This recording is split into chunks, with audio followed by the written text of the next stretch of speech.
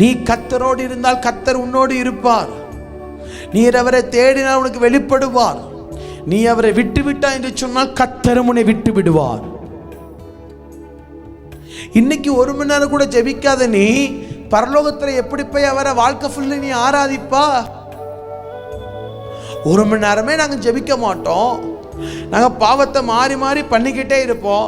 ஆனா நாங்க பரலோகத்துக்கு போயிடுவோம். ராஜ்யத்துக்குள்ள சேப்பாரு பரலோகத்துக்குள்ள ஒண்ணு. தேவ சமூகத்துல இயேசு தெய்வம். அவர் ஊழியம் பண்ண காலத்துல நைட்டு ஃபுல்லு தனிஜபம் பண்றார், பிரேயர் பண்ணுகிறார். அவர் தெய்வம் இல்லையா? அவர் ஏன் ஜெபிக்கணுமா? அவர் ஏன் அமர்ந்திருக்கணும்? அவர் நைட்டு ஃபுல் அவர் ஜெபம் பண்ணிக்கிட்டே இருக்கிறார். அவருடைய ஊழியத்தின் ரகசியம் அவர் தேவகுமாரன் என்று சொன்னதனால் ஜெயம் எடுத்தார். அப்படி அல்ல, அவர் பிதாவுக்கு நேரத்தை செலவு பண்ணி காண்பித்தார். The example, the pure example, true example, உண்மையான ஒரு சத்தியமான ஒரு எடுத்துக்காட்டு. உன்னால நம்மளால தேவ சமூகத்துக்கு போக முடியாதுதான், பரவாயில்ல.